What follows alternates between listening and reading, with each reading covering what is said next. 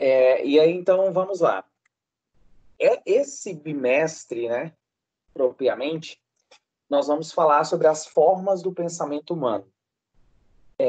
Significa que nós vamos fazer uma visão dentro das ciências humanas, sociais e aplicadas, sobre como que o pensamento é formado dentro da história. Então, da história da humanidade, como que nós formamos o pensamento. Vocês vão perceber que o que nós vamos estudar está muito intimamente ligado à filosofia, que é a busca por compreender a realidade de forma racional. E, como eu falei, a estrutura da nossa aula de hoje vai ser: nós vamos falar da dinâmica de estudos, né, dos próximos dias, considerações iniciais sobre o capítulo, e depois vamos falar dos principais conceitos necessários para a gente conseguir desenvolver as habilidades deste bimestre. E, por fim, nós vamos colocar uma problemática para pensar, tá? Uma questão de implicação filosófica para pensar. E, por fim, vamos ter um momento para tirar as dúvidas. Então, o que nós vamos estudar nesse bloco de segundo bimestre? O pensamento filosófico, as origens da filosofia, o olhar da filosofia sobre a ciência, a arte e a religião, os pré-socráticos, que foram os primeiros filósofos, Sócrates, o pensamento segundo Platão, Aristóteles, ou seja, os Apareceu o três negócio da Lady clássicos Gaga gregos. aí, ó. Oi? Desapareceu, tava o negócio da Lady Gaga aí na tela. Lady Gaga. Os pensadores contemporâneos, e esses serão os nossos temas, para a gente entender essa ideia do como que o pensamento humano foi formado. As habilidades são essas, que vocês vão encontrar no livro de vocês, no capítulo 3. Quem já está com o livro físico pode consultar os textos, nós vamos passar sempre textos, inclusive a atividade desta semana está lá no livro. E vocês vão poder acompanhar também, além do livro físico, eu já disponibilizei lá na biblioteca para vocês um link com o livro em PDF. Ok? Professor, o livro 1 ou o livro 2? O livro 1. Vocês receberam o livro 2 já? Não, De Ciências Humanas? é porque a professora falou que eles iam liberar no... Não sei se era no blog, mas eles iam liberar o livro 2 pra gente usar em PDF. O livro 1 de Ciências Humanas, desde do nosso acesso à plataforma educacional FIEG, a gente já tinha colocado lá, em biblioteca. Ok? Professor, eu não recebi o livro de ciências do senhor. Não recebi, de ciências humanas. Então, você pode tirar lá na escola, eles estão atendendo na escola, tem como você tirar o livro, mas também você pode acompanhar digital, porque tem ele no formato PDF dentro da plataforma, aqui na área biblioteca. Aqui, ó, tá? Nessa biblioteca aqui. Certo? Sigamos.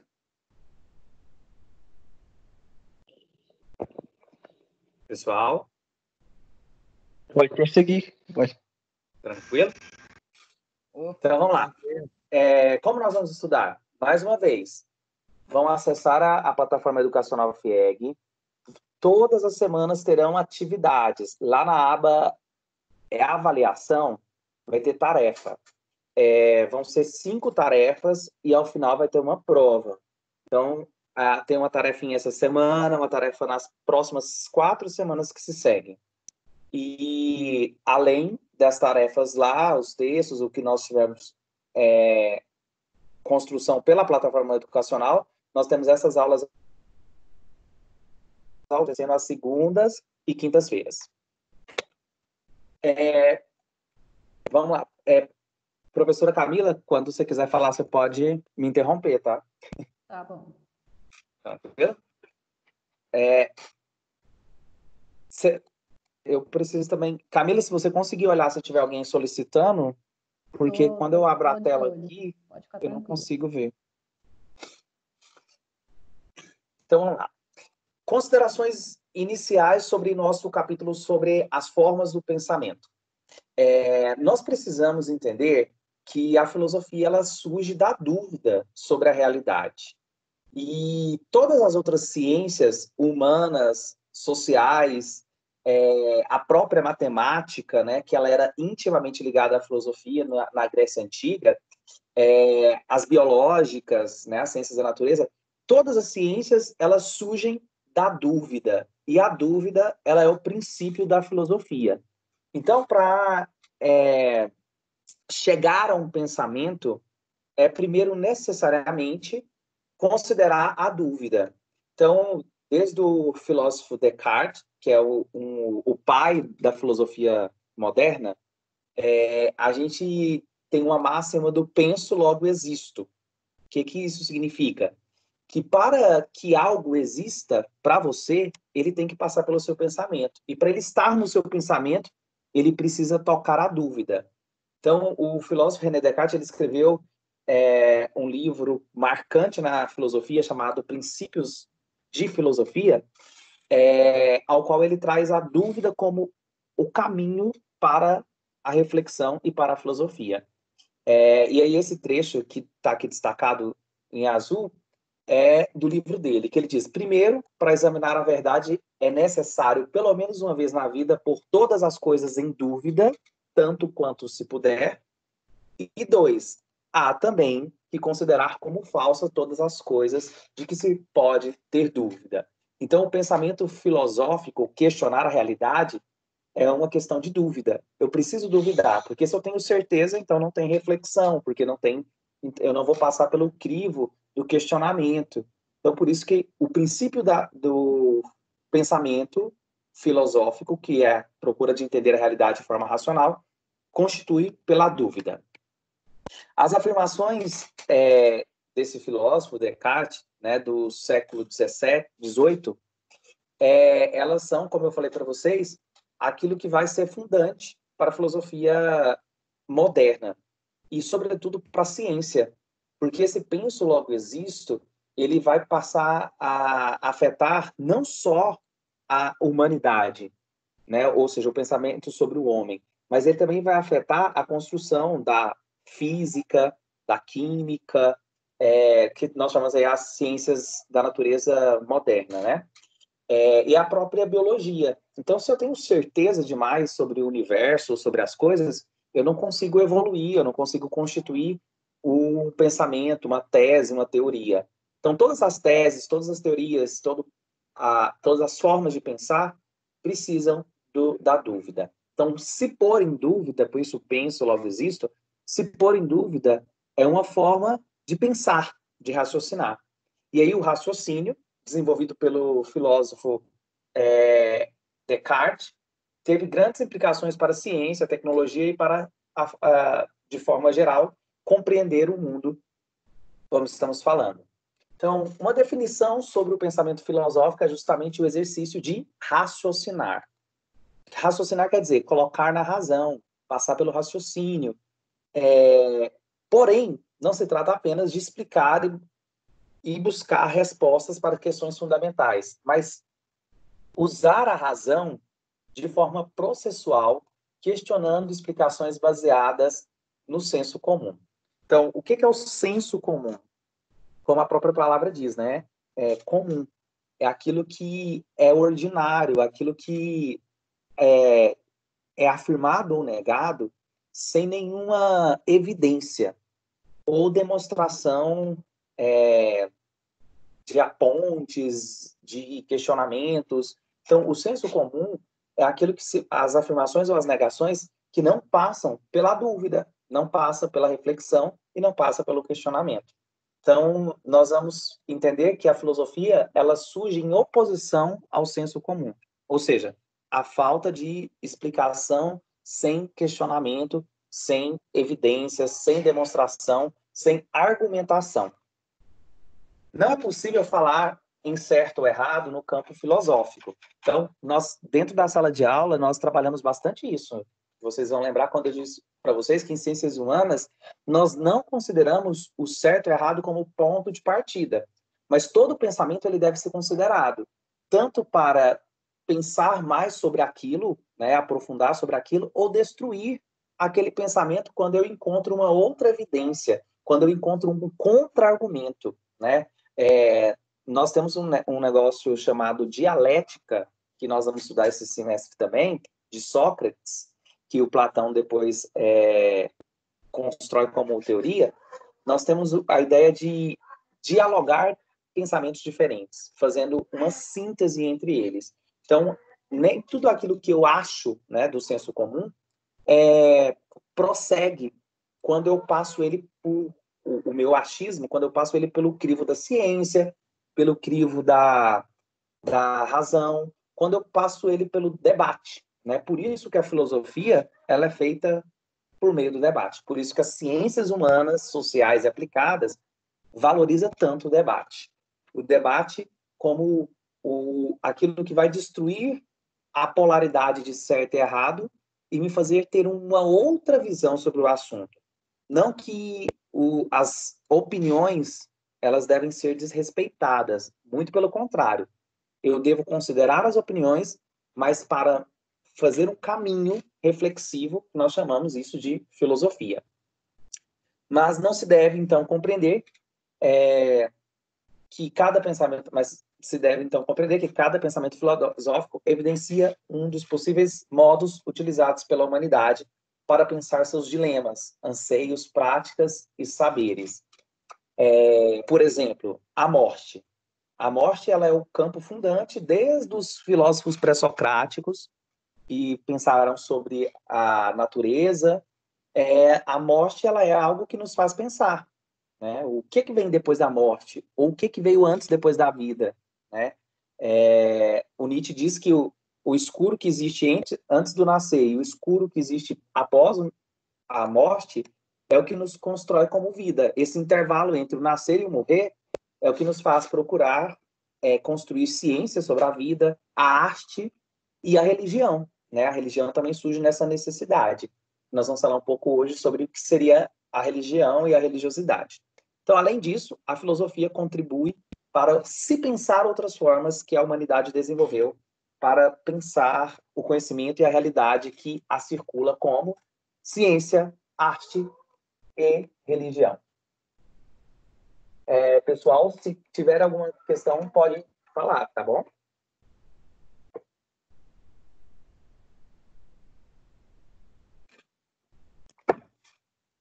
Então, pensando assim, que essa dúvida, né, que nos coloca a construir o pensamento filosófico,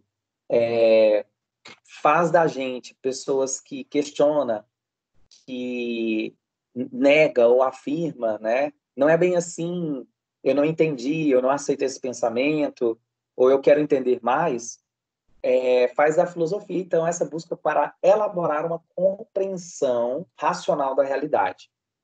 E aí são campos da filosofia, né? Ou seja, são campos que a filosofia atua, são campos que a filosofia constrói teorias, teses, antíteses, sínteses. A política, que é a organização da polis, né? Organização social, a ciência, nós chamamos de filosofia da ciência, que é pensar a procura do verdadeiro, né? Sobre a matéria, sobre o funcionamento da natureza, sobre as evidências de uma pesquisa, por exemplo. Agora nós estamos vendo o esforço do campo científico para procurar uma vacina para a Covid-19, para procurar um medicamento que cure a Covid-19. E aí a filosofia, enquanto aquela que instiga a pensar a procura de uma verdade do campo científico, ela é como, digamos assim, um motor que move essa ciência, né? Porque se o cientista tiver certeza também, ele não vai construir nada além daquilo que já está construído. Ele precisa ter dúvida, ou seja, ele precisa ser filosófico. A ética é outro campo da filosofia, que é a parte da filosofia que questiona o comportamento. Será que fazer isso é certo? Será que fazer isso é errado?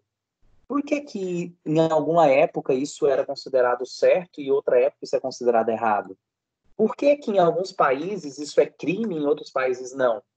Por que que em alguns países isso é moralmente aceito e em outros países não, isso não é moralmente aceito? Por que que o comportamento muda tanto de época para época? Então, isso é a parte da ética.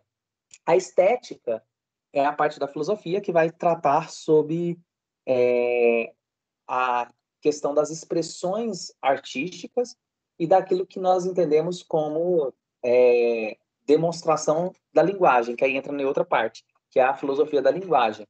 A linguagem, para a filosofia, é aquilo que inaugura o que nós somos, porque nós aprendemos a ser gente por meio da linguagem dos outros. Então, o pensamento filosófico, ele acontece nesses campos: política, ciência, ética, estética, artes e linguagem. E o que seria, então, a religião? Assim como a filosofia, existem outras formas de entender a realidade. E a filosofia, ela não considera que a sua forma de ver o mundo é a única. Muito pelo contrário. Ela só consegue fazer algo porque ela entende que existem outras formas de entender a realidade. E a forma mais comum de entender a realidade é a religião. A religião que nós recebemos, geralmente, de uma tradição familiar. Sobretudo nós, que somos ocidentais, e como nós estudamos lá, né, a herança do povo hebreu, nós somos marcados por uma sociedade que passa de pais para filhos a concepção do mundo religioso, né? Entender as coisas a partir da religião. Deus explica tudo, Deus é a resposta para tudo. E não tem problema nenhum para a filosofia isso. A filosofia ela apenas faz distinção entre o que é uma explicação religiosa, o que é uma explicação científica, o que é uma explicação filosófica, o que é uma explicação artística ou um sentimento artístico. Então, as religiões, eu coloquei um vídeo muito bacana também lá no estúdio aqui para vocês, que é um vídeo complementar do Leandro Carnal, que é um cientista da Unicamp, um cientista que ele é filósofo e historiador, e ele faz uma descrição sobre os elementos da religião e o quanto a religião ela é importante para nós. A nossa configuração de vestimenta, a nossa configuração de alimentação, a nossa configuração, inclusive, do vocabulário que nós utilizamos no cotidiano é muito marcado pela religião. Então, não dá para entender em ciências humanas como que o pensamento humano é formado se nós não considerarmos a importância das religiões. Ok? Então, vamos falar um pouco de religião. As religiões podem ser entendidas como um conjunto de crenças na existência do divino.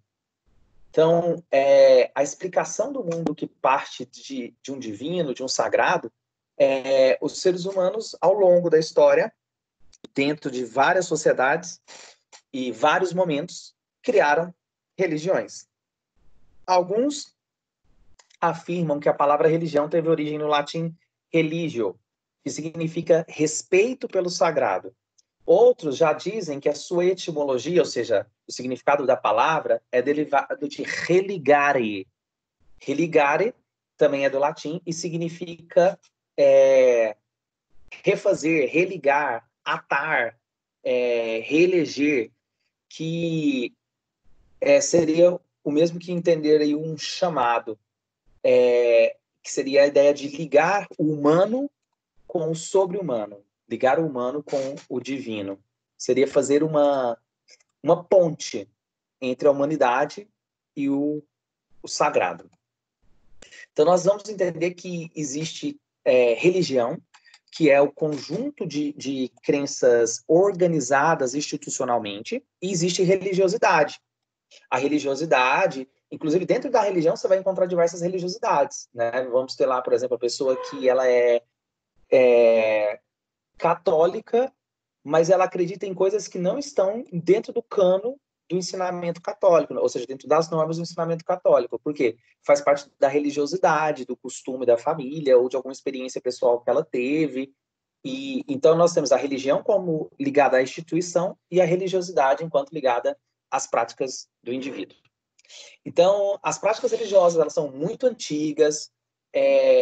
Há pesquisadores que chegam a afirmar que os primeiros grupos humanos já desenvolveram crenças religiosas voltadas para a explicação de fenômenos da natureza, né? O fogo, os raios, trovões, são sempre elementos que são utilizados como simbólicos para representar os deuses nas religiões primitivas.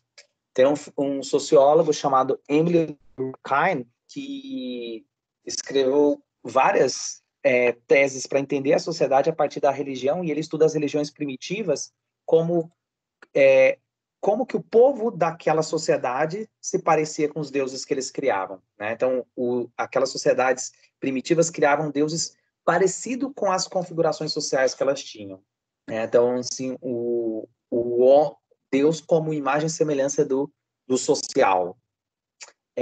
Já desenvolveram, então, ao longo desses séculos, várias religiões.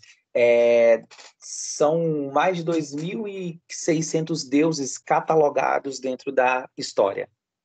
Então, com as passagens dos dias, as mudanças de estações, né? Então, são o ritmo da natureza, a mudança da natureza também são sempre explicações que as sociedades primitivas, como não tinha outra forma de explicar, né? Olha o raio. Então, é o Zeus irado. Olha a tempestade, Yansan. Então, as explicações vão surgindo muito próximas da natureza. As práticas religiosas foram ganhando características próprias relacionadas com as condições naturais e históricas de cada povo. Cada religião possui suas histórias sagradas, seus símbolos, a sua noção de comportamento também, né? Ética e moral, isso pode, isso não pode. E elas serão, então, religiões que vão passar ao longo da história explicando quem somos, como devemos ser. Principalmente como devemos ser, para agradar a um Deus ou para constituir-se enquanto ser humano, né? Os budistas pensam muito como ser aquilo que você deve ser, como uma pessoa centrada, para te chegar mais próximo possível. Peraí, pessoal.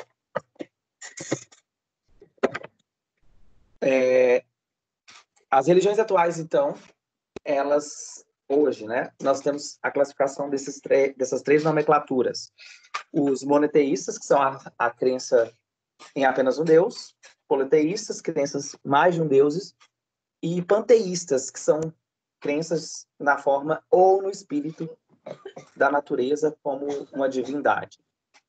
Existem também os ateus, que são, ou ateístas, né, que são aqueles que não acreditam que existe uma explicação divina para as coisas. Portanto, eles não são adeptos a nenhuma religião. Existem também, dentro do grupo de ateístas ou ateus, os agnósticos, que são aqueles que acreditam que existe uma origem ou algo acima da natureza, nós chamamos de metafísico, mas que não tem necessariamente uma ligação com as explicações socialmente construídas pelas religiões. Pessoal, alguma dúvida até aqui? Não, nenhuma. Não, tá suave. Agora nós vamos abrir a reflexão e um espaço para também, se vocês quiserem acrescentar alguma coisa. Professor, posso fazer uma pergunta? Atualmente, entre as religiões com maior quantidade de adeptos, nós temos os abrâmicos, que são religiões fundadas lá pela ideia de um Deus só, que é a herança socialmente construída que nós temos do povo judaico, né? Do povo hebreu, que é aquela história da saída do Egito, a procura pela terra prometida, e isso é fundante tanto para o cristianismo, quanto para o islamismo, como para o judaísmo. Nós temos também as religiões indianas, ou dármicas, como o hinduísmo, o budismo, o sikhismo e o jainismo, que são religiões que não fazem parte do nosso costume de encontrá-las em Anápolis, por exemplo, porque nós somos ocidentais. E, e essas religiões orientais, como as taoístas, né?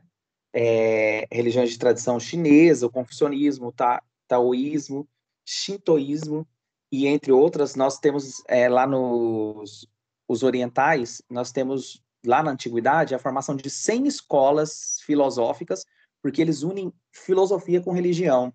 Os orientais, diferente de nós, ocidentais, que separa fé e razão, os orientais geralmente não separam fé e razão. Né? Por exemplo, o Japão, ele cresce ao longo da história em várias pesquisas tecnológicas e científicas, mas, ao mesmo tempo, ele é bem conservador na vestimenta, na alimentação e na religião. Nós orientais, nós ocidentais, já fazemos uma cisão entre fé e razão. Essa é a principal diferença entre a religião do Oriente e a religião do Ocidente. Esse gráfico aqui tem lá no livro de vocês, e ele é para representar a quantidade, onde que geograficamente, aonde que estão concentrados essas maiores religiões, né? Budista, os cristãos, religiões populares. Então, esse gráfico aqui vocês podem encontrar lá, ele é de 2015, está no livro de vocês, tanto no digital quanto no físico, e dá para se perceber aqui a diferença, por exemplo, as religiões, por exemplo, o cristianismo ele é uma religião messiânica, né? É uma religião que acredita que tem o Messias, Jesus é o Messias, e é também uma religião que trabalha com a ideia de disseminação do pensamento. Então, Jesus falou, ide pelo mundo, pregai o evangelho a toda criatura, batizando-os em nome do Pai, do Filho e do Espírito Santo. Ou seja, eles trabalham com a missão. Eles fazem missão, eles querem espalhar o pensamento deles pelo mundo, e nem todas as religiões trabalham nessa concepção, né? Existem várias religiões que são mantidas, principalmente as religiões orientais, elas são mantidas ali na tradição daquele povo, por isso que não se espalham tanto. Embora as religiões, de maneira geral, não preguem violência e sejam pacíficas no seu texto, na sua essência, existem vários grupos radicais formados ao longo da história, como vocês sabem bem disso, né? Estudo da história, a gente vê o quanto que vários grupos utilizaram de fundamentos religiosos para fazer segregacionismo, separação, né, entre povos, violências, preconceito pelo lugar de origem, né, a xenofobia. E o principal desafio do homem moderno, da história moderna, é tentar não repetir o passado desse segregacionismo, dessa xenofobia, né? Nós temos uma história muito marcada pelo antissemitismo, por um ódio ao judeu, né? Várias explicações políticas na Europa foram marcadas com um ódio ao judeu, né? O antissemitismo, e há essa preocupação de pensar religião, pensar o respeito às diversidades religiosas e ao pensamento do outro nas escolas e em vários outros espaços sociais, justamente para nós não repetirmos essa história segregacionista, xenofóbica e preconceituosa que nós temos. Que não é, como eu disse, culpa da religião, mas que a religião ela foi usada por vários grupos para pregar violência ao longo da história. Nós precisamos também considerar, nesse final da nossa aula, algo, apesar do final e de não dedicar tanto tempo, mas muito importante, que são as religiões brasileiras, que são as religiões de matriz africana. Que essa imagem que tem aqui no slide, ela representa bastante o que foi o que é, né, a religião de matriz africana. São religiões que geralmente acontecem escondidas, né? Inclusive chamam-se terreiros, os lugares onde que esse pessoal encontram, porque eram religiões desde da época colonial proibidas. Então, a criação, né, da Umbanda e do Candomblé no Brasil foram constituídas pela união de elementos de crenças africanas, indígenas, juntadas, fazendo aí uma mescla, né, com o catolicismo. Por exemplo, Yansan, que é uma entidade africana, que ela é a representação dos raios, das tempestades, da chuva, ela não poderia ser cultuada. Então, como o povo negro ele tinha que se converter ao catolicismo na época da colonização, essas reuniões dos negros faziam, então, cultos a Iansã, mas usando a imagem de Santa Bárbara. Por isso que você vai encontrar dentro dos terreiros de matriz africana imagens de santos católicos, principalmente Santa Bárbara, São Jorge, São Sebastião, que são entidades São Cosme e Damião, que eram entidades que eram cultuadas com símbolos católicos. Nós chamamos isso de sincretismo religioso. Então, em um processo do conhecimento como sincretismo, ou seja, uma mistura, e o que pode ser observado nessa imagem que nós colocamos aqui para vocês, de um altar Umbanda.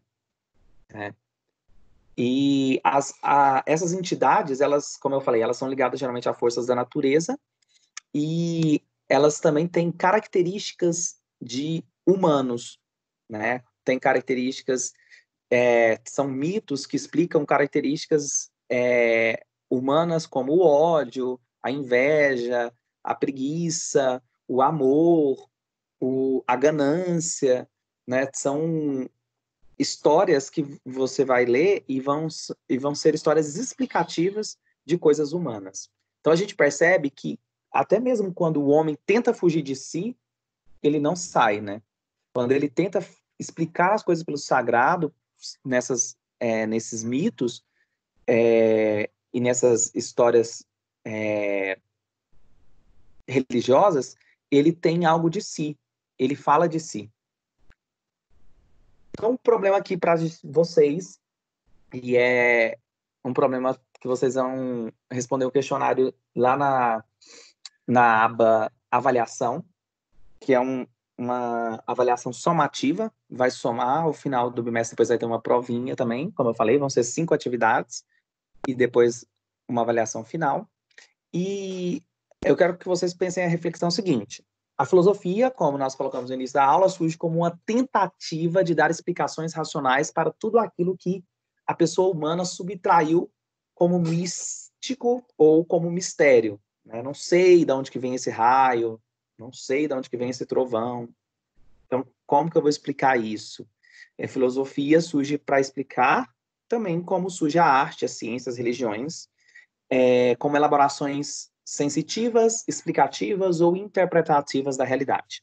Como podemos relacionar, então, essas formas, né? Essas formas de pensar, de saber, com o senso comum. Que é o senso comum? Falei lá no início da aula, é o conhecimento que não passa pela dúvida, não passa pela crítica, não passa pela reflexão. Então, como que a gente pode relacionar arte, ciências, religião, filosofia com o senso comum?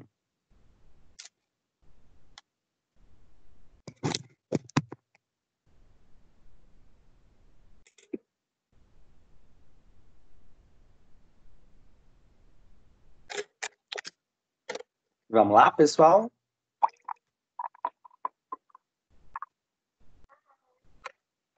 Alguma colocação? Professor, o que o senhor falou que cortou o áudio aqui? Não consegui ouvir. Qual parte? A que o senhor estava falando. A que o senhor estava falando antes do plantão de dúvidas. Da problemática. Eu falei para vocês que nós vamos deixar essa reflexão aqui, que é para vocês pensarem uma relação possível entre a ideia de a explicação do senso comum, né? O senso comum como aquele que não passou pela dúvida, não passou pela crítica, com a religião, com a filosofia, com as ciências e com as artes. Né? Então, nós estamos falando de formas de pensar. Então, temos aqui 4 formas de pensar. A filosofia é uma forma de pensar, a arte é uma forma de pensar, as ciências é uma forma de pensar e as religiões é também uma forma de pensar. Então, como essas formas de pensar se relacionam com o senso comum?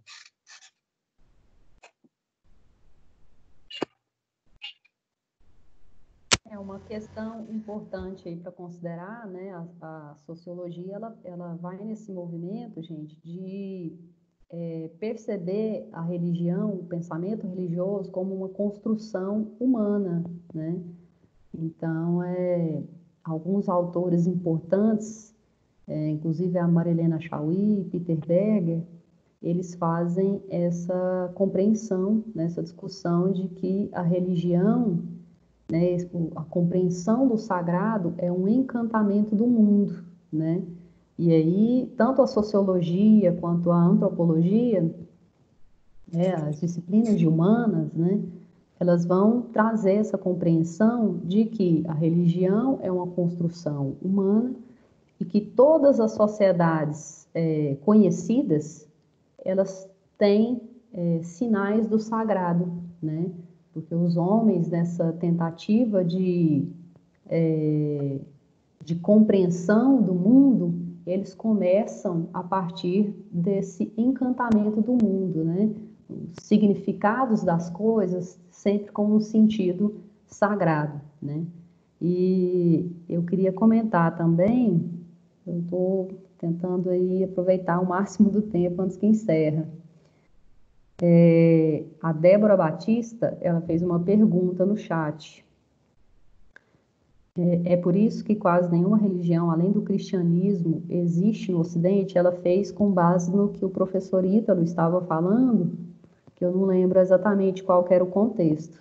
Mas, na verdade, penso eu que seja um equívoco, né? Nós temos uma maioria de cristãos, mas existe sim uma diversidade religiosa. Eu exemplifico, né, que as religiões de matriz africana, por exemplo, elas não têm tanta visibilidade na mídia e nas discussões até de âmbito de políticas públicas, mas a gente sabe que existe, né? Por exemplo, nós não temos aí um conhecimento de quantos terreiros, por exemplo, existem na cidade de Anápolis, e eles existem, né? Nós não temos uma associação dessas religiões de matriz africana como existem das religiões católicas, evangélicas, né? Mas elas existem, então elas são grupos minoritários, mas eles existem. Curiosidades, né? Eu tenho uma vizinha que é muçulmana, e aí as outras pessoas que não se relacionam com ela, que não dialogam com ela, jamais perceberiam que ela é muçulmana olhando para ela, porque ela se veste, ela conversa, ela trabalha, ela vive normalmente como todos nós, né? Então isso não está visível, mas existe, só para a gente trazer um pouco de complementação para a aula. E aí eu abro de novo para as dúvidas de vocês.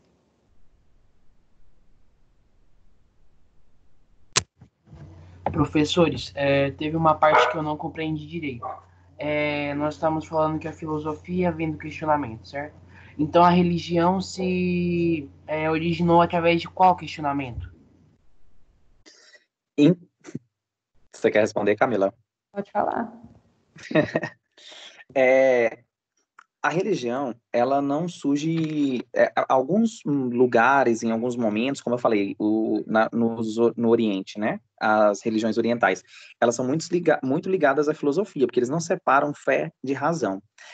Nós, depois do iluminismo, principalmente depois do positivismo, temos a tendência de colocar dentro da caixinha ciência, ciência, e dentro da caixinha religião, religião. Mas a religião, ela vai, assim, num processo, né, bem processual mesmo, ela vai ser a tentativa de explicar as coisas, assim como a filosofia. Só que, enquanto as religiões partem de elaborações de histórias, né, de fábulas, de explicações da crença, do místico, a filosofia, ela parte do questionamento de trazer evidências, né? Então, todas elas surgem como um questionamento. De onde eu vim? Para onde eu vou? Quem sou eu? Né? Então, as religiões, você pode ver que elas geralmente fazem como plano de fundo a morte, né? O que vem depois da morte, quem é o ser humano. E são coisas que a filosofia responde, mas a filosofia chega um certo momento que ela fala, isso eu não sei. Por exemplo, sobre a morte. Não sei. Não consigo trazer argumentação daquilo que eu não vivi. Então, a filosofia, diferente da religião, geralmente ela assume que não sabe, né? A religião, quando ela não ela sempre sabe, né? A religião, ela tem por exemplo, Deus é a resposta de tudo. Então, eu tenho sempre um saber ali. A filosofia é o não saber. Mesmo que eu não tenha nenhuma possível opinião para aquilo, eu digo que eu não sei, né? O Sócrates, pai da filosofia, fala, só sei que nada sei. E aí começa a pensar. Deu para entender? Ou era isso a sua pergunta? Sim, era isso a pergunta. Muito obrigado. De nada. Porque, gente, na hora que vocês forem participar, fala o nome, o sobrenome e a sala que é. Tá? O caso aqui que eu acabei de fazer a pergunta, Alessandro Silveira de Paiva, do primeiro 3. Sim. Obrigado pela participação. Pessoal, mais alguma coisa? Professor, só em relação a essa problemática, é para a gente responder ela no questionário, certo? Ela vai te ajudar. Vocês vão ver, vocês vão entrar lá no questionário, tem 3 perguntas. Elas vão estar falando do comportamento, da ética, que é uma habilidade que a gente precisa entender, que a nossa configuração de comportamento, o que nós entendemos como certo e errado, ele tem muito das religiões que nos afetam. Por isso que tem uma questão para vocês pensar lá sobre o comportamento e a religião. E aqui essa problemática é para vocês começarem a pensar isso. Professor. Oi? Você pode me explicar, por favor, o que significa o déjà vu na filosofia? Então, não dá para a gente falar aqui, mas o déjà vu na filosofia oriental, ele é importante. Mas para a filosofia nossa, ocidental, o racional, a gente não tem trabalho sobre isso, não. O Descartes, que é aquele que eu falei da dúvida, ele fala dos sonhos, né? Tipo assim, quando eu sonho, eu não sei se eu estou acordado ou se é a realidade. Que é a ideia de que quem me garante que agora, por exemplo, eu não estou sonhando? Vai que agora você está dormindo. Isso é um sonho, né? Então, isso é colocar a própria razão em dúvida. Então, o déjà vu para a racionalidade ocidental é uma dúvida do pensamento. Mas existem explicações religiosas, de outra vida, e outras coisas que é religiosa, né? Pessoal. Professor. Quem? Amanda do primeiro 1. Porque a maioria dos colonizadores era cristão. Porque nós temos quem tem o objetivo de colonizar, eles fizeram isso com a bandeira jesuítica, né? Então, os portugueses, os espanhóis, que foram os principais colonizadores da América e da África. E eles fazem isso em nome de Deus, né? A ideia de ir pelo mundo, pregar o evangelho, é o que eles usavam. Então, a justificativa deles não é que eles estavam indo colonizar para explorar as terras. Muito pelo contrário, eles falavam que estavam indo evangelizar. Porque se eles dissessem que estavam fazendo exploração de outros povos, exploração de outras terras, isso poderia parecer ganancioso. Mas se eu falasse que eu estava indo evangelizar, pregar, inclusive, quando os jesuítas chegam no Brasil, aliás, quando os portugueses chegam no Brasil, eles já trazem os jesuítas e já faz a missa. Então, a missão deles não parecia política, né? Para não parecer política, eles usam a religião. E a maioria, sim, eram cristãos. A Inglaterra era cristã protestante, né? E, na verdade, a colonização, ela acontece junto com as reformas da igreja e contra-reforma. Estava justamente nesse processo. Mas os portugueses eram fortemente católicos. Eram, não? São. Sim. Obrigado. Pessoal, a religião, ela é um sistema de crenças, teorias, ideias, mas a religiosidade, ela é a intimidade do indivíduo consagrado. Porque tem uma... Eu não sei como é que é o nome. Esqueci agora o nome da autora, mas depois eu posso procurar para vocês. Que ela fala que existe um Deus para cada um. Porque mesmo que eu frequente uma religião, eu tenho uma compreensão individual, uma interpretação individual de Deus. E aí, independente se você tem ou não essa interpretação sobre Deus, sobre o sagrado, ou seja, se você tem ou não uma religião ou uma religiosidade, o que nos importa na filosofia é que essas formas de pensamento e de entender a realidade sejam respeitadas. Professor. Oi? Professor, tem alguns filósofos, como o Nietzsche, que ele acreditava que o ser humano, na Idade Média, mais antiga assim, ele precisava de Deus, ele precisava da ideia de Deus. O senhor acha que a gente ainda precisa dessa ideia de ter Deus na nossa vida para as leis e outras coisas funcionarem? Ai. Vamos fazer o seguinte, a gente já passa os 5 minutos da nossa aula e eu vou pensar sobre isso e a gente começa a próxima aula falando sobre isso. Pode ser? Precisamos ou não de Deus? Tá bom. É a sua pergunta, né? Isso. Quem que perguntou? É a Júlia Paiva, do primeiro ano 3. Eu te mato, Júlia. Então, gente, foi muito bom estar com vocês. Agora vocês vão ter outra aula, acho que a professora Michele. Michele, a gente roubou 5 minutos aqui, desculpa. Sorry. Sem problema. Reforçar aí, Ítalo, a necessidade do pessoal acessar a plataforma educacional e enviem mensagens, dúvidas por lá, tá, gente? Em horário de aula, a gente dá o retorno para vocês. Isso. Então, pessoal, até a próxima aula. Faça a atividade da semana na aba avaliação e até mais. Até, um abraço. Abraço.